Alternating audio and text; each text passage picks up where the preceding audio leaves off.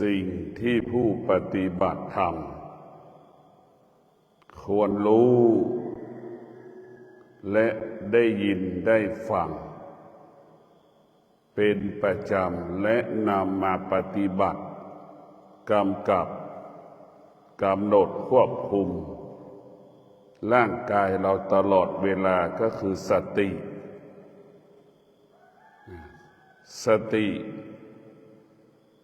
เปรียบเสมือนพ่อและแม่ร่างกายของเราเปรียบเสมือนลูกสติจะเป็นผู้อบรมจิต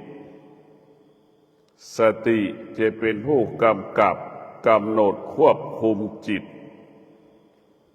ถ้าจิตมีตัวตนเปรียบเสมือนลูกที่ทารกแรกเกิดจะต้องสติจะต้องดูแลจิตอย่างดีดังแม่ถูกดูแลทารกแรกเกิดสติจะต้องสนใจใส่ใจจิตดังแม่ที่ดูแลทารกแรกเกิดจะเป็นเช่นนั้นจิตของเราจึงจะปลอดภัยจากกิเลสดังแม่ดูแลทารกแรกเกิดทารกจึงเติบโตเติบใหญ่เมื่อทารกเติบโตเติบใหญ่แม่ก็คอยอบรมสั่งสอนเช่นเดียวกับจิตสติจะต้องควบคุมจิตให้จิตเป็นจิตผู้รู้เหมือนทารกแรกเกิดเริ่มรู้สิ่งที่แม่อบรมสั่งสอนตั้งแต่เดินตั้งแต่คลานเริ่มเรียนรู้จิตเราก็เริ่มรู้สิ่งที่ดีสิ่งที่ไม่ดีจิตเราควรรู้สิ่งที่ควรยึดสิ่งที่ไม่ควรยึด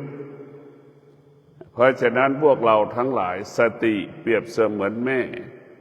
จิตเปรียบเสมือนลูกหรือจิตเปรียบเสมือนร่างกายขอให้พวกเราได้พิจารณาจิตของผู้ปฏิบัติต้องรู้เรื่องกายถ้าจิตของผู้ปฏิบัติไปรู้เรื่องอื่นๆไม่มีโอกาสได้รู้ธรรมเห็นธรรมจิตรู้จิตรู้กายให้จิตอยู่กับกายหน้าที่ของจิตของผู้ปฏิบัติธรรมรู้แค่นี้ธรรมะก็อยู่ที่ร่างกายของเราธรรมะอยู่ที่ร่างกายของเราดังคำว่าร่างกายของเราเป็นต้นกำเนิดของธรรมธรรม84,000พระธรรมขันธ์ก็เกิดจากกายของเราธรรมะเกิดจากกายของเราคำว่าวิทยาศาสตร์ก็เกิดจากกายของเราวิทยาศาสตร์เกิดจากกายของเราธรรมะก็เกิดจากกายของเราพระไตรปิฎกก็เกิดจากกายของเราธรรมะเกิดจากกาย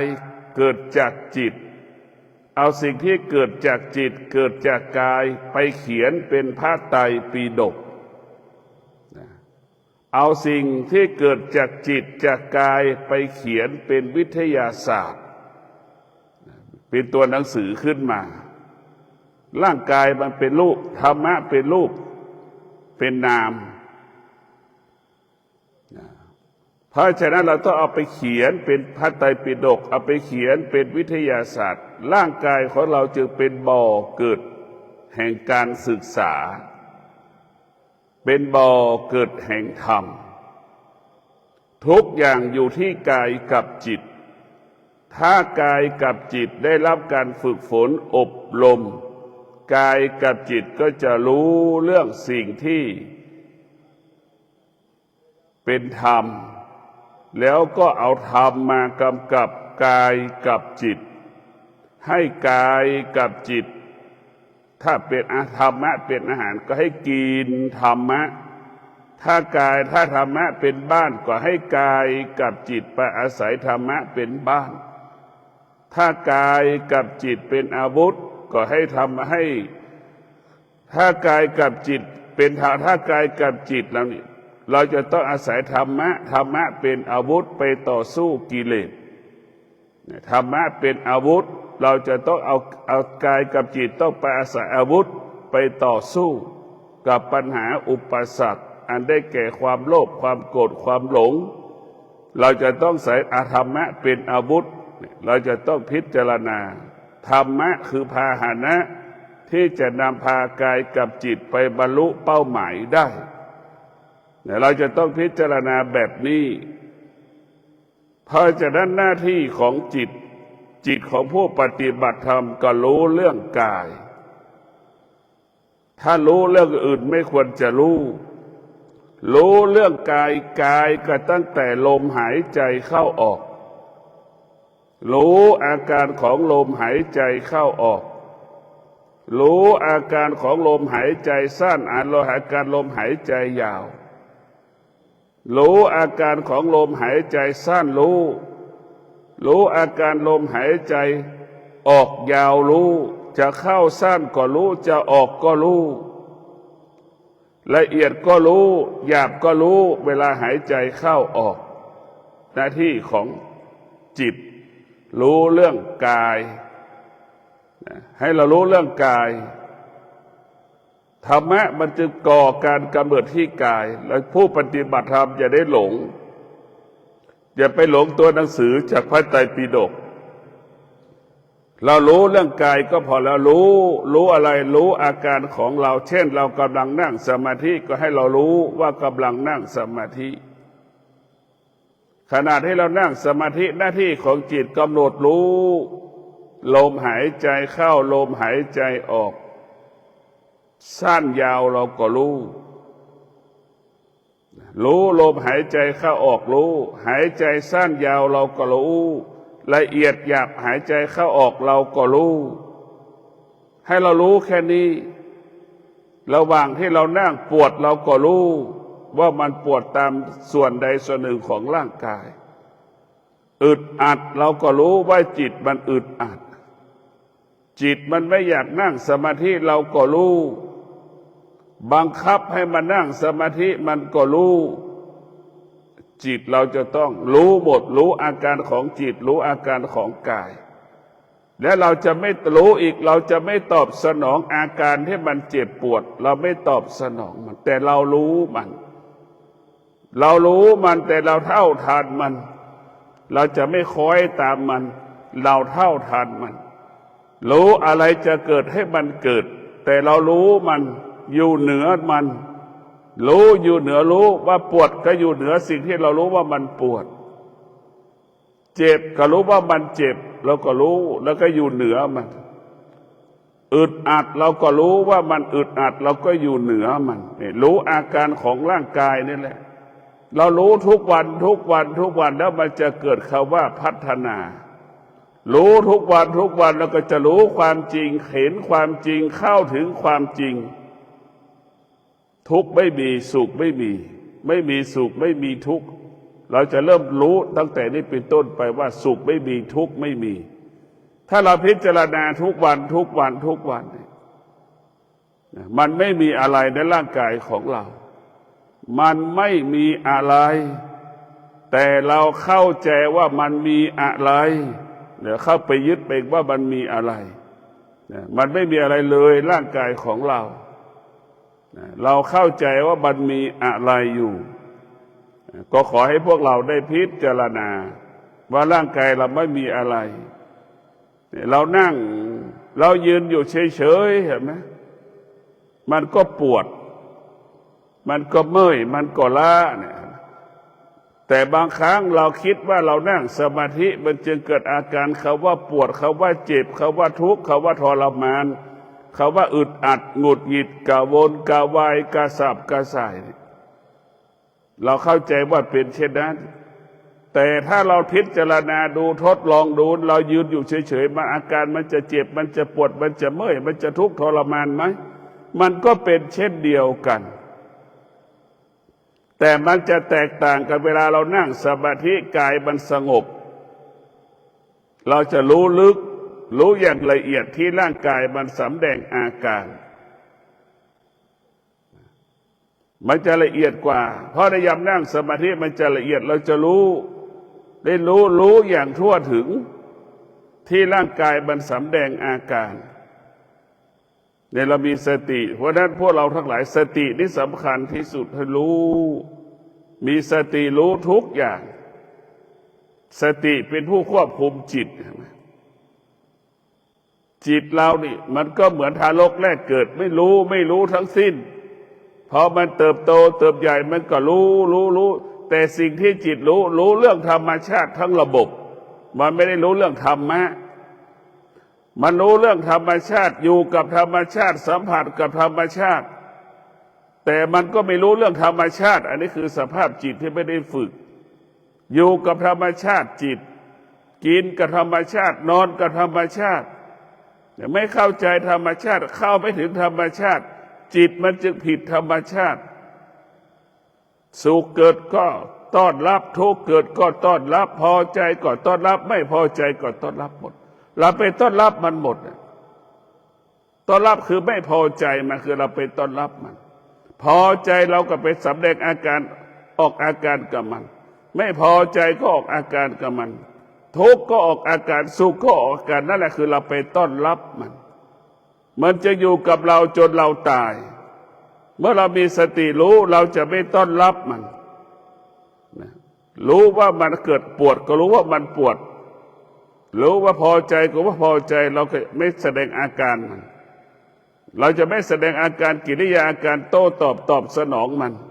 แต่เรารู้มันให้เรามีสติรู้เรื่องกายเท่านั้นหลักการปฏิบัติธรรมอย่ารู้เรื่องอื่นนะจะไปรู้อยากรู้เรื่องไม่ต้องรู้เรื่องธรรมนะธรรมร่างกายเราคือธรรมไม่ต้องอยากรู้เรื่องธรรมหัวข้อนั้นหัวข้อนี้ไม่ต้องพูดเรื่องรู้เรื่องกายอย่างละเอียดเห็นกายอย่างละเอียดนะเช่นร่างกายของเราก็คือประกอบไปด้วยเลือดใช่ไหมไปด้วยน้ำไปด้วยกระดูกไปด้วยไขข้อไขมันมูกนี่เห็นไหมแล้วไปนึกดูสิ่งเหล่านี้เนี่ยมันขนาดเราไม่ตายมันยังเน่าเลยเห็นไหมมันยังเหม็นเลยนึกดูนี่มันยังเน่ามันยังเหม็นเลยนึกดูกันแล้วกันตาก็มีแต่ขี้ตาจมูกก็มีแต่ขี้จมูกหูก็มีแต่ขี้หูร่างกายมีแต่ขี้ใครมันมีแต่ของเน่าของเหม็นสกปรกมันไม่ได้เป็นของเลิศเลอดังที่เราเข้าใจพวกวันเราไปหลงกายเนี่ยเมื่อเราไปหลงกายเนี่ยกายก็กลายเป็นกาวดักหนูจิตเราก็เป็นหนูติดกาวดังสามีหลงกายภรรยาหลงกายสามีหนุ่มสาวก็หลงร่างกายหนุ่มก็หลงร่างกายสาวเป็นอย่างนี้เด็กก็หลงสนุกเด็กก็หลงสนุกไปเด็กหญิงเด็กชายก็เลยสนุกเหรอมันไม่มีความสุขไม่มีแต่สนุกใช่ไหมเพราะฉะนั้นพวกเราทั้งหลายเพราะเราไปหลงเพราะเราไปยึดติดเพราะร่างกายของเรามันไม่มีอะไรเป็นของที่เราต้องยึดแล้วก็ไม่มีสิ่งใดที่เราจะไปยึดติดในร่างกายไขมันทั้งหมดไขมันไขข้อทุกอย่างเรานึกดูสภาพคนพิการเห็นไหมเช่นรถชนและตัดขาเรานึกดูนี่ไม่มีใครต้อนรับไม่มีใครอยู่ใกล้ไม่มีใครไปหาสู่คนประเภทนี้เลยเห็นไหมเราเป็นที่รังเกียจล่ะเห็นไหมเนี่ยอันนี้แหละคือเราไปรังเกียจล่ะเราหลงมันหลงก็คือชอบไปยึดติดพอเกลียดก็ทิ้งมันเห็นไหมอันนี้แหละคือเป็นสิ่งที่จิตที่ไม่ได้ฝึกฝนตกอยู่ใต้อำนาจนะจิตที่ไม่ได้ฝึกฝนตกอยู่ใต้อำนาจตกอยู่ใต้อำนาจสิ่งต่างๆเดี๋ยวตกอยู่ใต้น้ำในรูปในเสียงในกลิ่นในรสแล้วก็กายที่สัมผัสถูกต้องก็ไปยึดติดมันเราก็พวกเราทั้งหลายไปยึดติดสิ่งเหล่านี้ทั้งหมดทั้งสิ้นถ้าเราไม่ยึดติดในร่างกายซึ่งกันและกันชีวิตเราจะสงบสุขชีวิตเราจะสงบสุขที่มันวุ่นวายทุกวันทุกทรมาน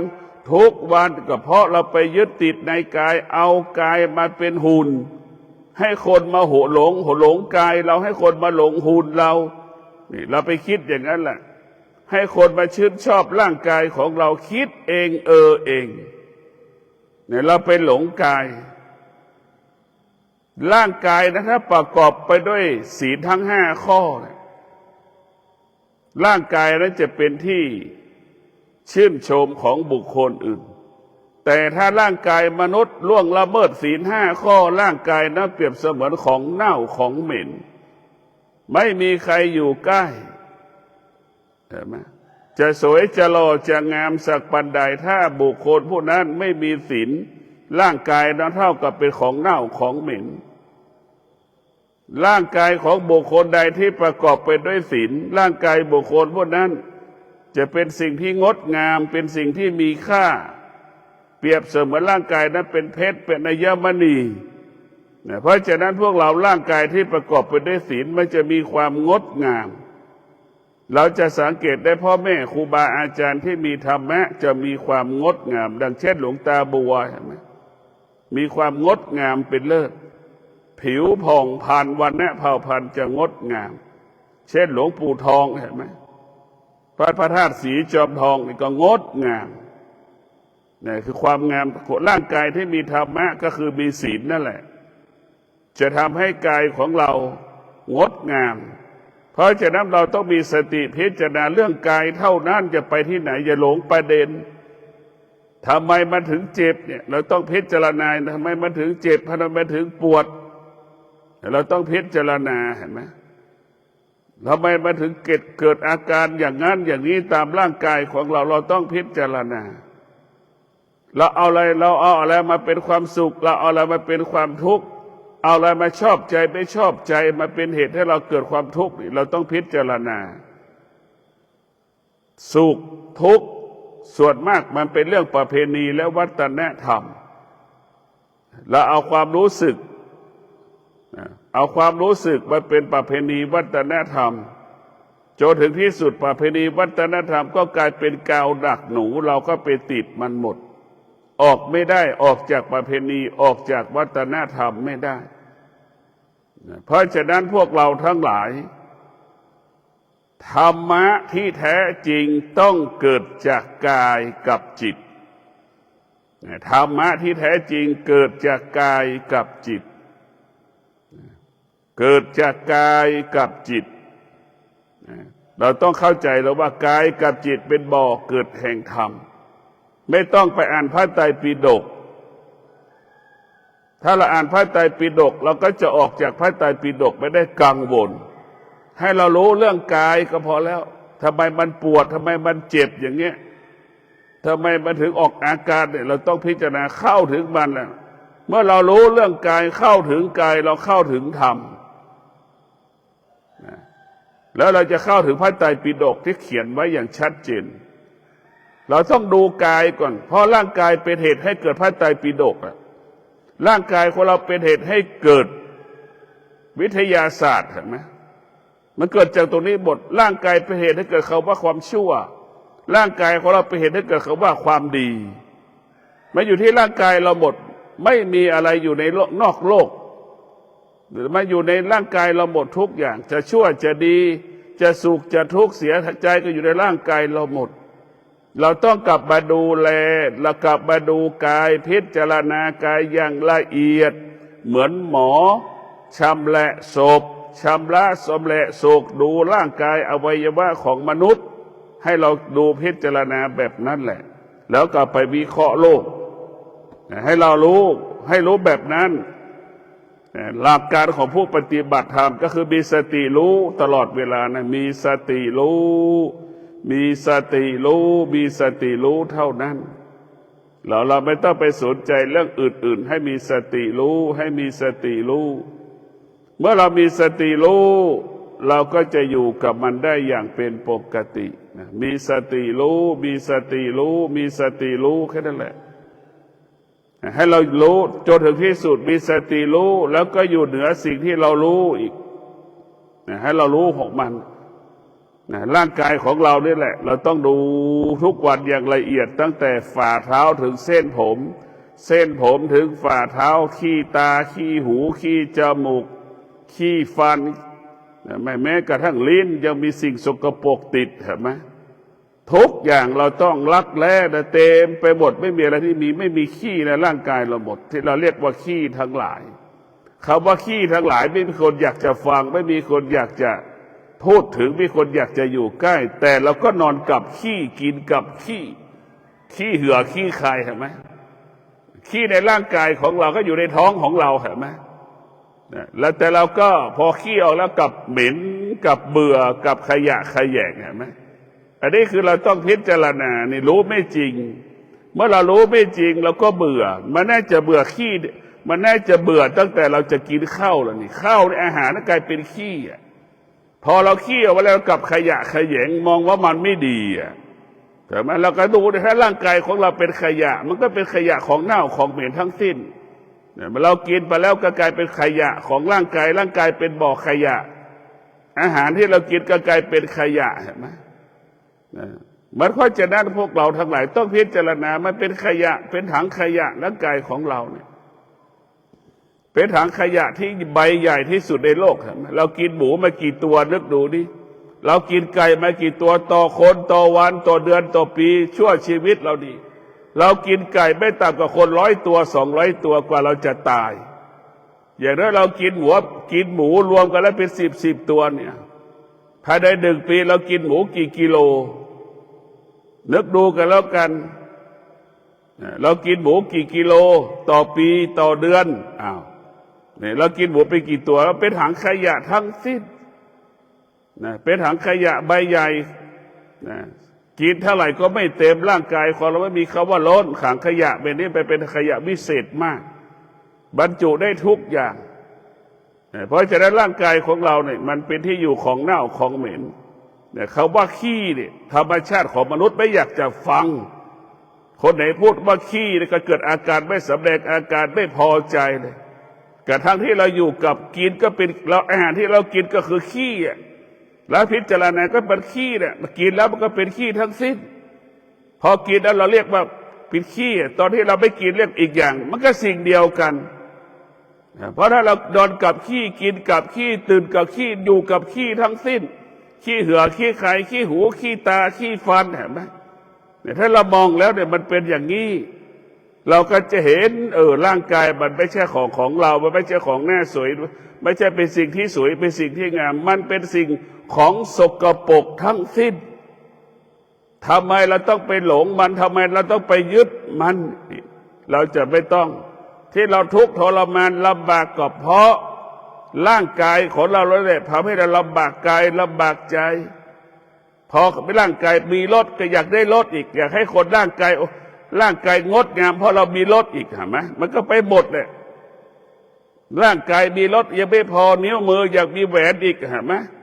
เราไปปรุงแต่งหมด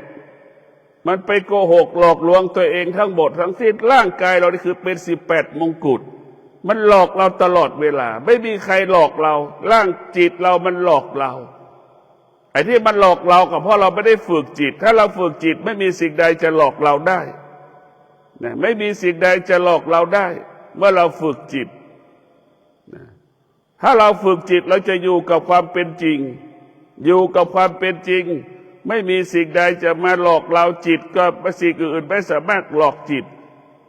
กายก็ไม่สามารถหลอกจิตได้จิตก็ไม่สามารถหลอกกายได้เพราะมันรู้ธรรมชาติของกายรู้ธรรมชาติของจิต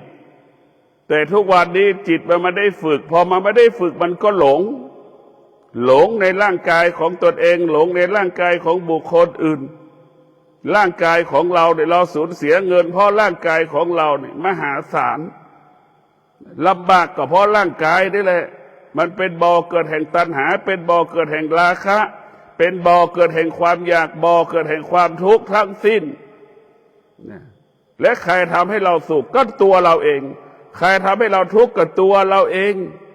มันไม่มีใครทำให้เราทุกข์ไม่มีใครทำให้เราสุข